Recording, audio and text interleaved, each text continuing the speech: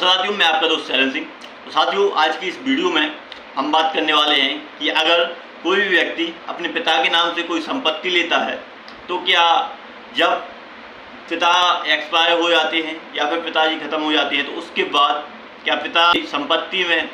सभी बच्चों का हक होता है या फिर जो व्यक्ति अपने पिता के नाम से संपत्ति लेता है उसी का हक होता है। आज की इस वीडियो में मैं इस मुद्दे पर बात करने वाला हूं, क्योंकि अधिकतर व्यक्तियों को ऐसा पता नहीं होता है कि अगर मैं के नाम पर संपत्ति लेता हूं तो उसके बाद जब वो रहता नहीं है, वो व्यक्ति जो इसके नाम पर संपत्ति हो, चाहे वो आपके पिता हों, पर संपत्ति नहीं रहती है, वो खत्म हो जाती है, तो फिर उसके बाद किसको मिलेगी वो संपत्ति? क्या सबका हिस्सा होता है या फिर आपने अपनी मेहनत से वो संपत्ति ली है तो किसका हिस्सा होता है? तो आज की इस वीडियो में मैं आपको बताने वाला हूं, क्योंकि आपको यह रूप से कि अगर आप किसी के नाम से भी संपत्ति लेते हैं तो वो फिर उसके बाद किसको मिलेगी? आपको मिलेगी या फिर आपके परिवार के किसी और सदस्य को भी उसको हिस्सा होता है या फिर किसी और को भी मिल सकती है। तो सबसे पहले बात करते हैं कि अगर आप कोई भी संपत्ति अपने पिता के नाम से लेते हैं, आप अपने पिताजी के नाम से संपत्ति लेते हैं और आपने अपनी मेहनत करके अपने एक एक रुपये जोड़ के कोई संपत्ति अपने पिता के नाम से ले ली,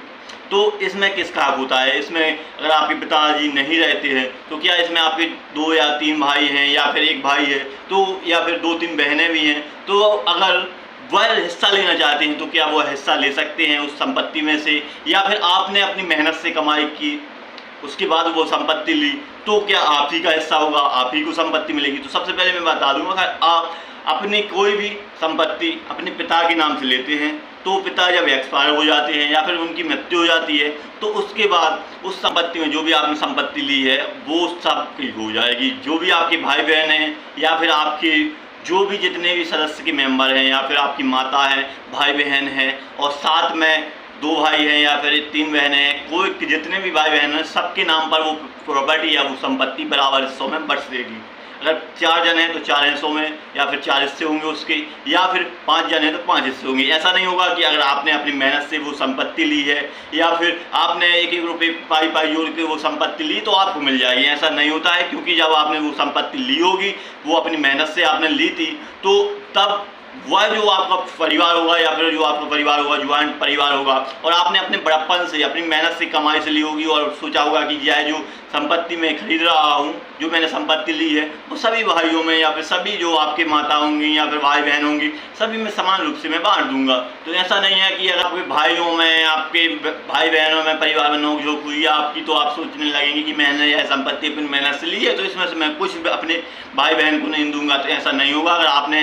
वह संपत्ति अपने पिताजी के नाम से ली है, कोई भी प्रॉपर्टी हो, कोई भी संपत्ति हो, कोई भी जमीन जगह हो, अगर आपके पिताजी के नाम से ली है तो उसमें आपके भाई बहन होंगे जो वो बराबर के हिस्सेदार होंगे, उसमें बराबरी का हिस्सा होगा और सबको एक समान हिस्सा मिलेगा। जो भी आपकी प्रॉपर्टी होगी, आपकी संपत्ति होगी। ऐसा नहीं होगा कि आप यह कह दें कि मैंने यह अपनी मेहनत से ली है, मैंने अपने दम से ली है, तो ऐसा कुछ भी नहीं होगा। अगर आपने अपनी मेहनत से भी ली है और वो संपत्ति अपने पिताजी के नाम से ली है तो उसमें सबका हिस्सा बराबरी का होगा, सबको एक समान हिस्सा मिलेगा। क्योंकि भाई पहले तो आप यही सोच के संपत्ति लेते हैं कि यह मेरा परिवार है, मैं इस परिवार के लिए कर रहा हूँ, तो इसके लिए मैं अब कर रहा हूँ, मेहनत कर रहा हूँ, तो सबको समान रूप से इसमें हक मिलेगा, सब समान रूप से रहेंगे। लेकिन अगर कुछ भी नोकझोंक होता है, कोई मनमुटाव होता है तो इस विचार बदल गए, फिर आप उस प्रॉपर्टी में, उस संपत्ति में से अपने भाई बहनों को हिस्सा ना दें, ऐसा नहीं होगा। आपको हिस्सा देना पड़ेगा। वो अगर आप नहीं भी देते हैं, आप वाद विवाद भी करते हैं, लड़ाई झगड़ा करते हैं, तो वो कानूनी रूप से वो संपत्ति में हिस्सा ले लेंगे। क्योंकि अगर वो संपत्ति आपके नाम से नहीं है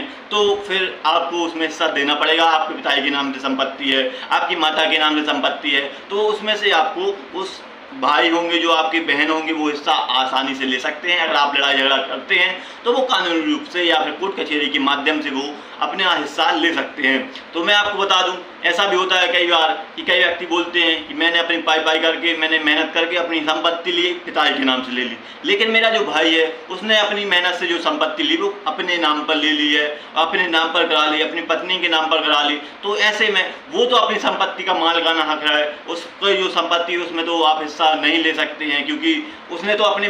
तो फिर आप सोचते हैं कि मैंने जो अपनी मेहनत से अपने पिताजी के नाम पर संपत्ति ली है या फिर जो जमीन जायदाद ली है, कोई भी घर मकान लिया है, वो मैं ले लूँगा। तो ऐसा नहीं होता है। अगर आपका भाई आपके साथ बेईमानी करना चाहता है, आपके साथ फ्रॉड करना चाहता है, तो वो अपने नाम की संपत्ति तो वो अपने नाम पर लेगा कानूनी रूप से। लेकिन अगर आपके पिताजी के नाम से संपत्ति है तो उसमें भी वो हिस्सा मांग सकता है, हक मांग सकता है, क्योंकि वो उसमें उसका हक है, क्योंकि वो आपके पिताजी के नाम पर प्रॉपर्टी है तो उसमें उसका हक है। लेकिन अगर वो प्रॉपर्टी आपने अपने पिताजी के नाम से ली है और वो अभी जीवित है, वो पैतृक संपत्ति नहीं है या फिर आपके दादा परदादाओं की संपत्ति नहीं है, तो अगर आपके पिताजी से आपके अच्छे संबंध हैं, आपके अच्छे ताल्लुकात हैं, तो वो आपके नाम पर वह संपत्ति कर सकते हैं और आप उस संपत्ति के मालिक बन सकते हैं। लेकिन अगर आप अपने पिताजी से अच्छे संबंध रखते हैं, आपके पिताजी जिसको भी देना चाहते हैं वो पैतृक संपत्ति नहीं है, तो इस स्थिति में अगर पैतृक संपत्ति होगी तो भी आपके पिताजी उस संपत्ति को एक को नहीं दे सकते। अगर वो पैतृक संपत्ति है तो अगर पिताजी ने ली है, पिताजी ने खरीदे आपके, तो वह किसी एक को दे सकते हैं, या फिर आपके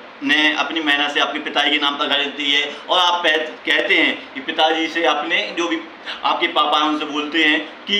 भाई ने तो अपनी संपत्ति अलग ले ली, अपनी नाम पर ले ली, अपनी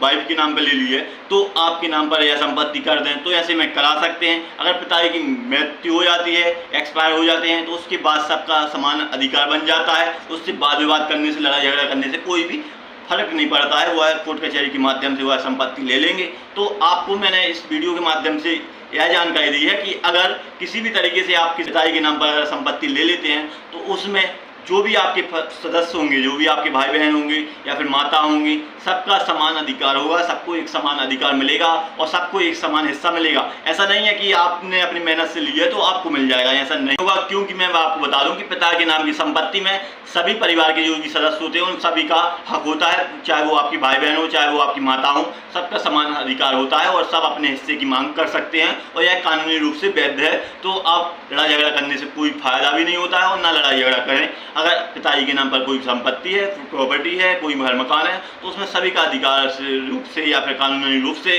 उसमें हक होगा, अधिकार होगा, तो सबको समान हिस्सा मिलेगा, सबकी जो भागीदारी होगी वो समान होगी। तो किसी भी तरीके से अगर ऐसे कोई मैटर हो जाता है, कोई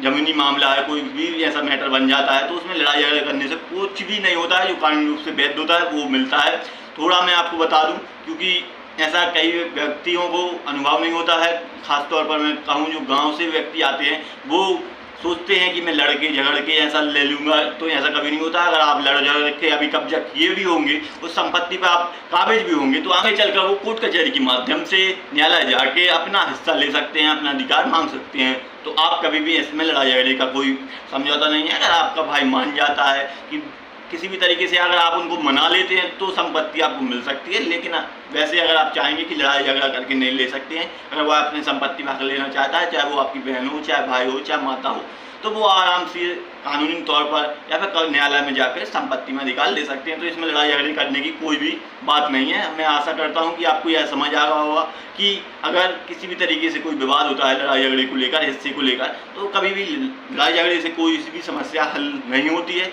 ना ही आप संपत्ति में या फिर जमीन जगह में लड़ाई झगड़ा करें। अगर आपको किसी भी तरीके से कोई भी ऐसी समस्या आती है तो आप न्यायालय जाएँ, न्यायालय से किसी, अगर आपको समझ नहीं आ रहा है तो किसी अच्छे से एडवोकेट से, कोई वकील हैं आपके संपर्क में, तो उससे राय सलाह लें, तो वो आपको स्पष्ट रूप से बता देंगे कि इसमें क्या होना है। तो आप कभी वाद विवाद ना करें। मैं आशा करता हूं कि आपको मैंने इस वीडियो के माध्यम से जो जानकारी दी वो आपको पसंद आई होगी, वीडियो अच्छी लगी होगी। अगर आपको वीडियो अच्छी लगी हो, वीडियो पसंद आई हो, तो वीडियो को लाइक करें और इस वीडियो को अधिक से अधिक शेयर करें ताकि सबको ऐसी जानकारी प्राप्त हो सके। और अगर आप हमारे चैनल पर पहली बार आए हैं तो चैनल को सब्सक्राइब करना ना भूलें। धन्यवाद दोस्तों, फिर मिलते हैं नेक्स्ट वीडियो में, तब तक के लिए जय हिंद, जय भारत।